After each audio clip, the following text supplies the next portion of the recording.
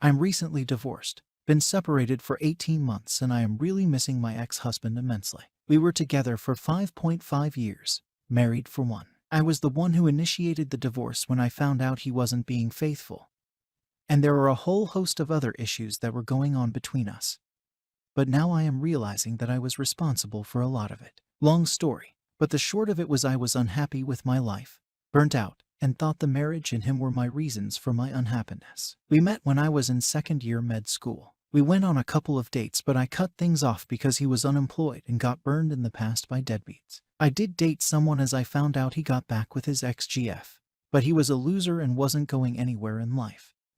So I broke up with him. Eventually, we messaged each other again, met for a drink downtown, and hit it off. He is amazing in a lot of ways. Cute, passionate, driven, and has a career going for him. He was very attentive. I remember mentioning I wanted to go to a comedy show sometime, and he went and got tickets to the comedy club on our third date. And that's not the only thing he did. On top of that, I was a bigger girl growing up, but I lost a lot of weight. I was at my lightest when I met him at 150 pounds and felt so skinny and amazing. I also had pretty bad anxiety issues, which can make things a challenge. It was amazing to feel wanted by a guy that was decent. Sure, he had some shortfalls, lacked some life experience, and was slowly getting shit together and improving himself. I convinced him to go to the gym with me and work out, and the difference in a few months was massive for him. I felt that if I could guide him, he would be a much better guy. Our relationship certainly had its struggles, as we were long distance for quite some time. Clerkship and residency certainly take its toll on you and the relationship. I'll admit, I was pretty bitchy towards him at times and probably said some things I should not have said. I remember one Christmas I was particularly mean to him, and I still regret it to this day. But he stuck with me the whole way through med school, clerkship, residency. He really supported me financially, emotionally, and physically, and took care of the majority of cooking, household chores, and day-to-day stuff. There really wasn't much he did that was bad outside of the infidelity. He was always there for me whenever I asked him to be. Both my grandmothers passed away within 3 months, and he convinced me to go to their funerals. The worst I can think of was if he did things wrong or was annoying, but that's typical dumb stuff. On top of that, I had some shitty placements, worked with shitty people, and eventually almost didn't even get matched. It was my third last choice, which resulted in us being long distance for 2 years. I gained back the weight I lost, was depressed, jaded, and bitter. I'll admit, I lost some attraction for him when he gained some weight of his own. We got through it, reunited, and got married. It was a perfect wedding, and despite what happened, it was the happiest day of my life. The trouble really came when I was transitioning into being an attending physician because I was so used to being a resident. On top of that, we were getting married in 6 weeks, and I was super stressed about the wedding and still having to plan stuff despite having a wedding planner. I was panicking, and my anxiety reared its ugly head. I went on SSRI meds for around 4 months. My husband offered me to go to therapy through his work seat, but only went to 1 session as I was busy and found it hard to take time off. I felt I didn't have any more time to take him out on dates, and our time at home was spent on opposite ends of the couch watching stupid shows. Our sex life suffered and was pretty vanilla.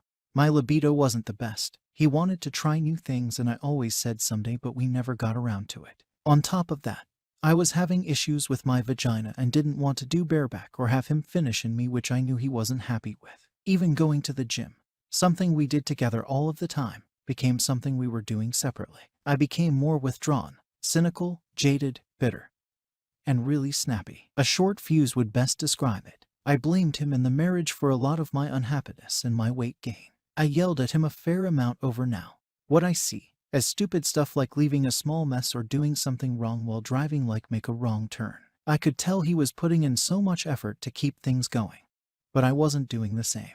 I put in effort at times, but it was half-hearted because of my tiredness, anxiety, and mental state. I felt drained having to keep all of those things going. I'll never forget the event that started it all. My 1049's health was slowly declining over the years, and she passed away. I didn't want to go to the wake or the funeral with my husband, as I just finished working a shift the day before and felt tired. My husband was upset but didn't say anything as he went on his own.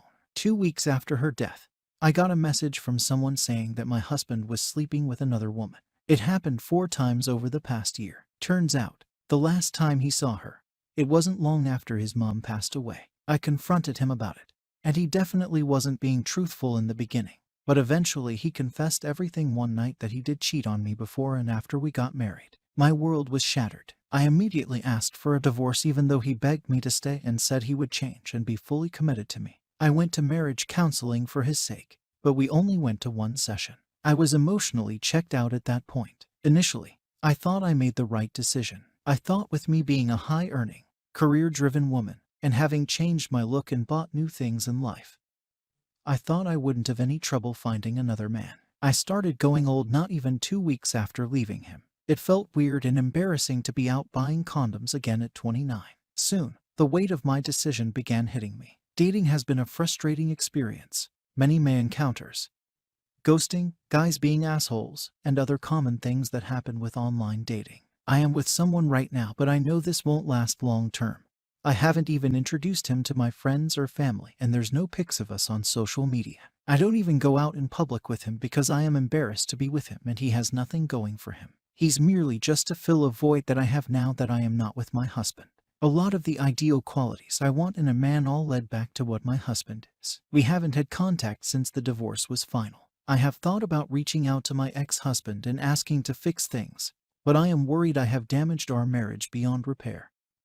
Even though I think I wouldn't have much problem getting him back. He seemed to have moved on. He's now with a nurse, who, I hate to say it, is much prettier and skinnier than I am. I heard he also got a new job and now makes 6 figures. Honestly, if he doesn't come back, I am glad that he is happy, and I am confident that he learned his lesson. Now that I have seen friends cheat, I see what I truly put him through, and quite honestly, I don't blame him for what he did. He wasn't that good of a communicator and had a hard time getting his feelings out. How could he have gotten them out when I admittedly made his issues feel small and little compared to what I was going through? I took him for granted. He did whatever I asked of him.